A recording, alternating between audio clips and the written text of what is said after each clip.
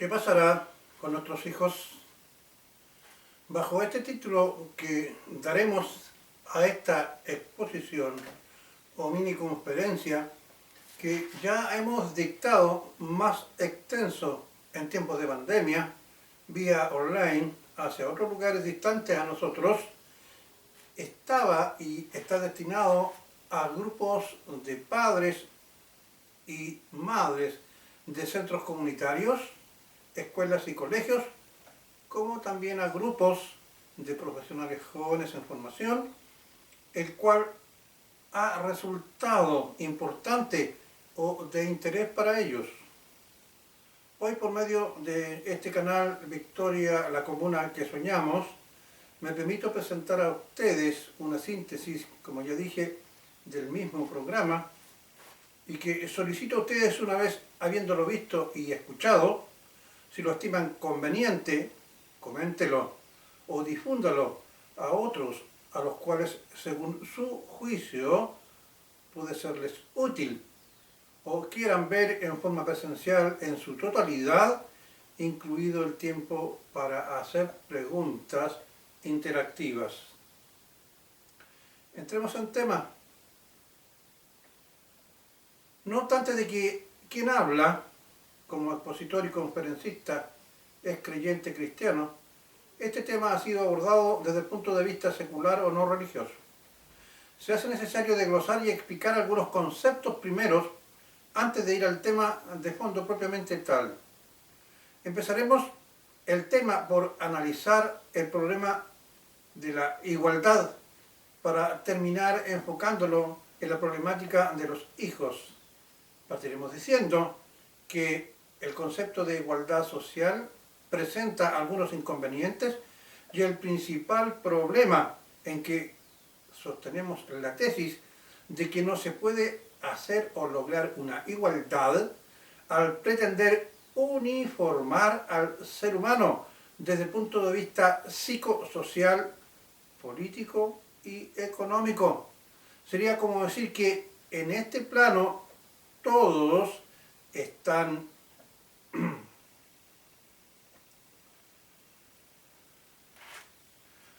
en completa comunión o armonía, es decir, todos, desde toda perspectiva, somos iguales. Nosotros sabemos y debemos concordar que esa plena igualdad solo se logra cuando ésta está establecida mediante un sistema jurídico, es decir, mis acciones no pueden exceder a aquello que el ordenamiento jurídico lo permite, pues de transgredirlo legalmente soy llamado al orden o soy sancionado por la justicia. De ahí que la autoridad política debe estar actuando bajo el respeto a sus ciudadanos de acuerdo a este principio de igualdad. Es el ejemplo en que las transgresiones para una misma ley efectuada por hombres y mujeres sean sancionadas iguales, o también para aquellas transgresiones efectuadas a la misma ley hecha por grupos étnicos o de género, deben ser sancionadas con la misma sanción, valga la redundancia, bajo esa misma ley. Hubo un hombre muy querido y respetado por todo el mundo que explicó muy bien este principio cuando dijo: con la vara que mides serás medido. Ahora veamos el ejemplo, otro ejemplo, el de la libertad individual. Chile necesita, para salir de este estado de decadencia económica en la que nos encontramos, que se incentive el ahorro. Veamos el ejemplo de los retiros de los fondos de pensiones.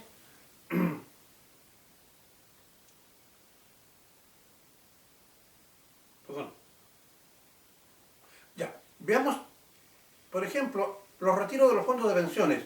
La ley realizó un principio de igualdad para todos los cotizantes, fijando un máximo en la medida para que en nadie mengüe proporcionalmente menos sus fondos de retiro que otro. Nadie podría negar que aquí operó un principio de igualdad, pero una vez que cada cotizante recibió su dinero, cada uno lo gastó en lo que consideró mejor y muy pocos lo destinaron al ahorro, surgiendo así la diferenciación y la desigualdad inherente a todo ser humano. Es decir, entonces, tratando de implantar el principio de igualdad en la sociedad, esto es evidentemente que es imposible. Ahora, si por el contrario el Estado decide expropiar todos nuestros bienes para imponer una igualdad económica y nos uniforma un sueldo para aquellos que no trabajan también y le entregan bonos y subsidios, bueno, los que ya están trabajando no tendrán incentivos para trabajar esforzándose para producir más o mejor. Total, tengo un mismo sueldo garantizado y el que recibe bonos, bueno, vamos flojeando. Pues bien, este sistema igualitario, así concebido, irá poco a poco empobreciéndonos. Más, observemos el caso de Venezuela, que sus industrias generadoras de la riqueza del petróleo paralizaron porque sus operarios no tienen el incentivo de obtener mejoras y les da lo mismo que se destruyan. Total, el Estado no garantiza un sueldo, provocando a la fecha la huida de más de 5 millones de venezolanos a otros países que no están de acuerdo con una igualdad impuesta desde el Estado. Veamos un segundo ejemplo de igualdad, la igualdad de género. ¿Qué pasaría si en la guerra de Ucrania, por ejemplo, con Rusia, el gobierno ruso decidiera nivelar? Pues solo son los hombres quienes luchan y entonces paga el equivalente, por ejemplo, a $10.000 para que voluntariamente se inscriban mujeres, evidentemente que en aquellos sectores de mayor pobreza, porque los hay, comenzarán a ir a enrolarse mujeres en un número importante. Después de 3 o 4 llamados a enrolarse, seguirá aumentando el número, pero llegará el momento en que dice el gobierno ruso, bueno, logramos la igualdad de género entre hombres y mujeres en la guerra, suspendamos el pago a las mujeres, con seguridad los niveles llegarán a los inicios de antes que se estableciera el soborno. Preguntémonos, ¿serán felices los hijos y familiares con la muerte de muchas mujeres que se enrolaron bajo ese sistema? El principio de la igualdad social siempre debe estar sujeto a saber en qué plano se dará y siempre y cuando la persona que se verá enfrentada a ella tenga el derecho a elegir libremente si la acepta o no. Entonces la igualdad debe estar supeditada al principio de la libertad. Existe otro concepto que hoy día el progresismo, al igual que la igualdad y la libertad, le dan una importancia sacrosanta, que es aquella que llaman la diversidad.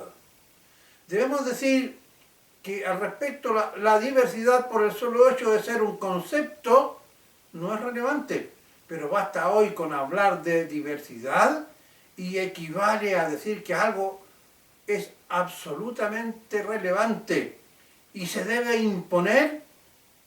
Primero, creo que se debe hacer un análisis en el sentido de que se debe establecer de qué diversidad se está hablando y para qué se debe imponer esa diversidad. Por ejemplo, un heterosexual es distinto a un homosexual o a una lesbiana o a un pedófilo, también a un zoofílico, o una mujer es distinta a un hombre, etc. Un concepto más es el de inclusión. Se dan los casos en que las escuelas se quieren eliminar, por ejemplo, los baños para hombres o mujeres, es decir, podrán ir todos los homosexuales a dormir en un internado junto a mujeres heterosexuales. También enseñarle a los niños, hombres, a orinar sentado, aunque el niño es hombre, y es una redundancia, pero para que se entienda mejor el concepto, a los niños a orinar sentados y a las niñas orinar de pie en los urinarios. Eso ocurrió en España, eso también se ha impuesto en Argentina y, para ir más lejos, todavía en Canadá. Todo este tipo de contradicciones impuestas por minorías políticas basadas en ideas progresistas han tenido cabida, pues existe en las últimas décadas una especie de abandono de una figura, y escuche bien, paterna, relevante, es decir, una figura de un padre y una madre con respecto al rol que deben estos cumplir, primero en la familia y por impacto hacia el resto de la sociedad. Esta crisis familiar se ha visto generada por el abandono de los padres por medio de la delegación de funciones que son irrenunciables para ellos, que en forma paulatina se le han ido entregando a instituciones extrañas a la familia, que normalmente atentan justamente con su función y autoridad y formación de los padres hacia los hijos. Los sociólogos escribieron que la familia tenía funciones y que muchas de ellas quedaron escritas aún en nuestro país en el Código Civil relativo a la familia. Usted que es casado, al igual que yo, vea la tapa de su libreta de matrimonio. Vea qué dice. Pues bien, dije, los sociólogos escribieron que la familia tenía funciones y que muchas de ellas quedaron escritas en nuestro país en el Código Civil relativo a la familia. Ahora, ¿cuáles son estas funciones reconocidas internacional y nacionalmente en nuestro mundo cristiano occidental? Bueno, primero, la función educativa. Esta se inicia en la casa y continuaba en ella mientras los hijos vivieran bajo la dirección de los padres, y después seguía la función económica para la sustentación de sus integrantes. Posteriormente también se establecía una función protectora. Esta estaba bajo la responsabilidad del padre, del varón, la defensa de su esposa y de sus hijos, de los peligros existentes fuera del ámbito familiar, en el mundo donde vivían. También se encontraba entre las funciones la función religiosa de raíz cristiana, donde los hijos crecían bajo una inspiración espiritual, con sólidos valores y con roles bien definidos de masculinidad y feminidad. Y por último, una función no menos importante, que es la función afectiva, en la que se formaban, en amor, respeto hacia la autoridad de los padres, el amor y respeto recíproco entre todos sus miembros, la tolerancia y la solidaridad mutua. Todo esto formaba un sólido carácter y seguridad en la vida de todos sus miembros al interior de la familia, formando así en cada uno de ellos el llamado perfil psicológico de la persona. A partir de la década de inicios de la segunda mitad del siglo XX, es decir, 1950 en adelante, la sociología norteamericana comenzó a postular con Callcott Pearson una teoría llamada de la acción social. Esta teoría expuso en síntesis cómo estas funciones se están desplazando de forma, entre comillas, natural desde las familias hacia las instituciones especializadas, como son, por ejemplo, la escuela. Al desaparecer la enseñanza familiar, los valores cristianos como producto de esto han ido abandonando sus enseñanzas natural también al interior de la familia. La protección de la familia también ha sido entregada totalmente al Estado. Prohíbe taxativamente a los padres tener algún tipo de arma u otro tipo de artefactos para la defensa de la familia. Y contradictoriamente ha dictado las leyes cumplidas en nuestro país, que son absolutamente garantistas para los delincuentes, pero que la ley reprime al padre de familia para que defienda a su familia, y los hijos no ven una seguridad en la actitud de un padre que ve con temor que si defiende a su familia, éste irá preso.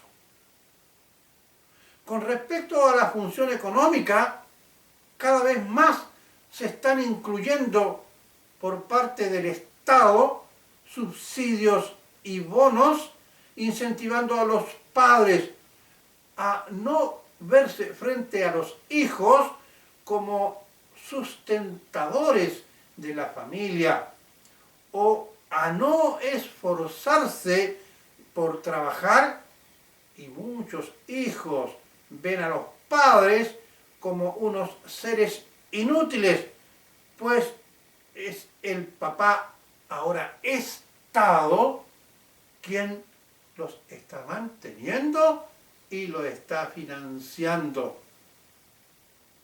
Ahora, volviendo a lo sostenido por Pearson, digamos, él ve que bajo este sistema, la familia, por medio de los padres, estos se pueden dedicar a desarrollar en profundidad la función afectiva. Aquí peca un poco de inocente este psicólogo, porque evidentemente que esta no es una mala intención. Pero ¿qué sucede en la práctica como efecto de la pérdida de la mayoría de las funciones que tradicionalmente tienen los padres hacia los hijos?